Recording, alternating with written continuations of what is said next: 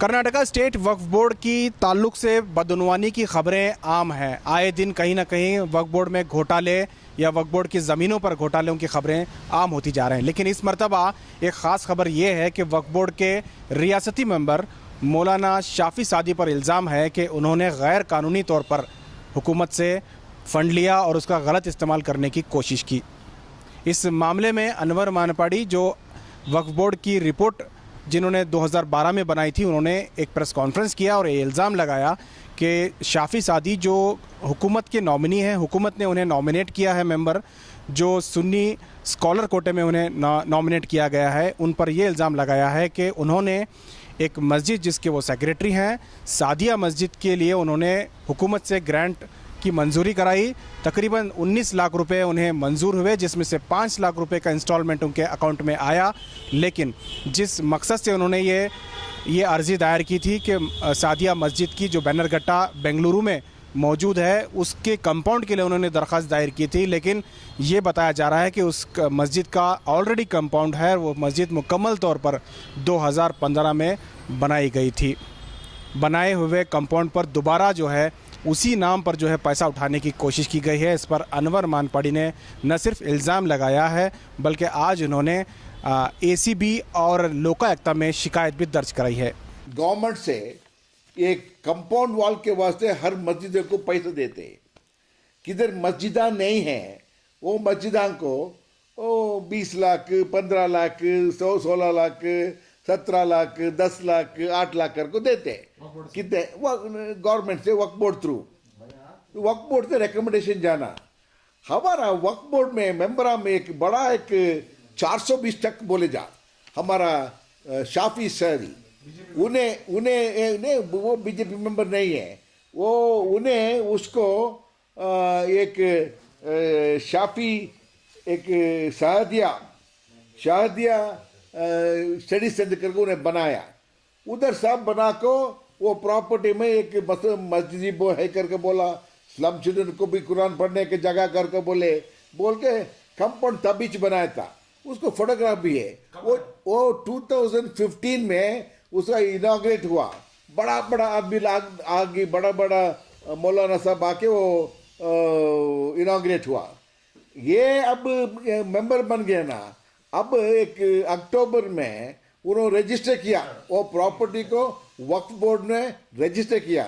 नवंबर में जो ये 19 लाख का फाइनेंस को वो सैंक्शन करवाया और 31 दिसंबर में वो रिलीज हुआ। ये इतना कमाल है ये शाफी सादी का, जो अब तक किसी भी ने नहीं किया है। जो ऑलरेडी बना हुआ सो मस्जिद और उसके कंपाउंड के नाम पे जो गवर्नमेंट के पैसा नीलाम कर रहे हैं। हमारे शाफी सादी साहब जो स्टेट बोर्ड के मेंबर हैं, हमारे गवर्नमेंट ने अपॉइंट किया है, उनको अपॉइंटेड है, हमारी गवर्नमेंट ने ही अपॉइंट किया है। लेकिन उनका एक घपला बाहर आया। वो घपले के अंदर मैंने इन्वेस्टिगेशन किया। जब मस्जिद के पास जाकर देखा तो वहां पे कंपाउंड है, मस्जिद को लॉक है, ना स्कूल चल रही है, ना मस्जिद में नमाज हो रही है, किली डाल के रखे हैं मस्जिद को। वो वैसी मस्जिद को ये 2015 में इनाग्रेशन होके है मस्जिद। उसके बाद में 2000 जब ये मेंबर बनते हैं स्टेट बोर्ड के, लास्ट 2020 सितंबर 15 तारीख को ये मस्जिद को लेकर आकर वक्फ बोर्ड में रजिस्टर करवाते हैं। अक्टूबर में फंड रिलीज हो जा फंड सैंक्शन हो जाता है इनको। कितना? 19 लाख बेंगलुरु के अंदर एक ही मस्जिद को दिए हैं कंपाउंड वॉल के लिए। वो शाफी सादी साहब उसके अंदर सेक्रेटरी हैं। पर्पसली जाके इस 19 लाख को घपला करने की नीयत से उन्होंने ये सितंबर में रजिस्टर करते हैं, अक्टूबर में सैंक्शन कराते हैं, दिसंबर में फंड रिलीज कराते हैं। मैं सोच रहा हूं इतना फास्ट हो गया हमारा वक्फ बोर्ड। कर्नाटका वक्फ बोर्ड की जिम्मेदारी होती है कि वक्फ के तमाम जायदादों का हिसाब किताब रखें और जो ग्रांट होता है, जो रकम वक्फ के डेवलपमेंट के लिए ख़र्च होती है, वो हुकूमत यानी कि वज़ीर औकाफ़ की जानिब से, हुकूमत की जानिब से वो फ़ंड रिलीज़ होता है ताकि वक्फ के ज़मीनों पर कंपाउंड बनाया जा सके, हसारबंदी हो और इसकी हिफाजत हो। इसी मामले में जो है हमेशा से फ़ंड रिलीज़ होता रहा है।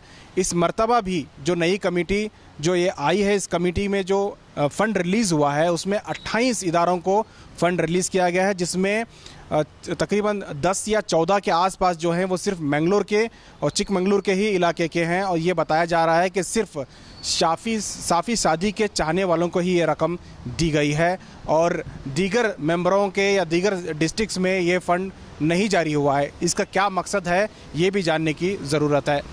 और इसमें ये बार 20 पर 8 मस्जिदों को दिए कंपाउंड वाल करके।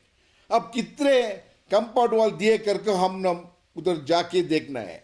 उसमें 20 पर 8 में 15 चिकमंगलूर और मंगलूर में है। ये सब एसएसएफ का बेल्ट है। इन्हें भी जरा एक छोटा मोटा लीडर एसएसएफ में उसको खुशी करने के वास्ते ये उधर उसको दिलाता है। उधर भी कितना दिलाया, कितना कमीशन लिया मालूम नहीं। लोकायुक्त, एसीबी और माइनॉरिटी कमीशन का एडिशनल चीफ सेक्रेटरी को भी दिया। नॉट माइनॉरिटी कमीशन है, माइनॉरिटी वेलफेयर डिपार्टमेंट का एडिशनल चीफ सेक्रेटरी महेंद्र साहब को भी, महेंद्र जैन साहब को भी दिया है। ऐसा आदमी, ऐसा 420 आदमी, ऐसा जो फैक्ट को सप्रेस करके सच्चाई को सप्रेस करके गवर्नमेंट से पैसे लेने मेंबर ऑफ द बोर्ड, वक्फ बोर्ड, औकाफ का बोर्ड में नहीं रहना चाहिए। उसके उधर से तक्षण बूट करके फेंकना है, अंदर नहीं रखना है। नहीं तो ये हमारा सब ये गरीब लोग का जो पैसा है, जो मस्जिद को जो पैसा है, ऐसे लोग खा के जाएगा।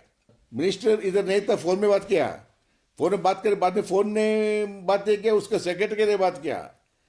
सेक्रेटरी के ये बात करने में उसका अब ये स्टॉप करा दिया। वो जो फंड है वो फ्रीज है, वो फ्रीज हो गया। इस मामले में हमने जानने की कोशिश की कि अगर आखिरकार कर्नाटका स्टेट वक्फ बोर्ड के सीईओ क्या कहते हैं। उन्होंने कहा है कि इस मामले पर उन्हें भी शिकायत मिली है, इसी वजह से उन्होंने वहां के जो डिस्ट्रिक्ट ऑफिसर हैं उन्हें शोकास नोटिस जारी किया है और साथ ही साथ जो फंड 5 लाख रुपए की जो अकाउंट में 5 लाख रुपए जो ट्रांसफ़र हुए हैं उसे फ्रीज कर दिया गया है। जाजिया मस्जिद का जो मसला है, ये गवर्नमेंट से फंड, मस्जिद के कंपाउंड के वास्ते गवर्नमेंट से फंड सैंक्शन हुआ और हमें डिस्ट्रिक्ट वक्फ ऑफिसर से ये काम के बारे में प्रपोज़ल, पूरे डॉक्यूमेंट्स के साथ प्रपोज़ल सबमिट करने के बाद हमें फर्स्ट इंस्टॉलमेंट 5 लाख रुपए रिलीज़ करें। उसके बाद ये इसमें कंपाउंड वाल ऑलरेडी कंस्ट्रक्टेड है, वो वर्क हुए, सो वर्क कुछ और पैसा रिलीज़ हुए बोल को इंफॉर्मेशन आने की वजह से हमें उसे वो जो ग्रांट फर्स्ट इंस्टॉलमेंट हमें रिलीज़ करे थे वो हेल्ड अप करी। और दूसरा जो है ये प्रपोज़ल जो भेजे, ये कैसा ऐसा गलती से प्रपोज़ल आए, जो प्रपोज़ल आया बोल को हमें डिस्ट्रिक्ट वक्फ ऑफिसर बेंगलुरु साउथ उनको हमें शोकास नोटिस इशू करें,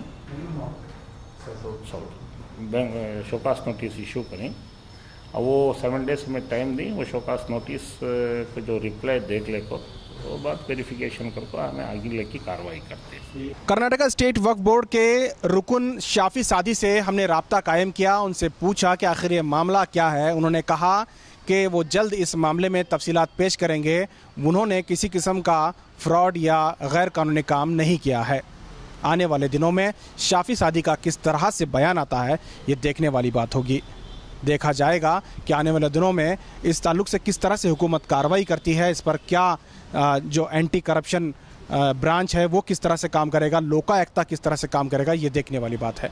कैमरा पर्सन समीर के साथ शाहिद काजी, बेंगलुरु।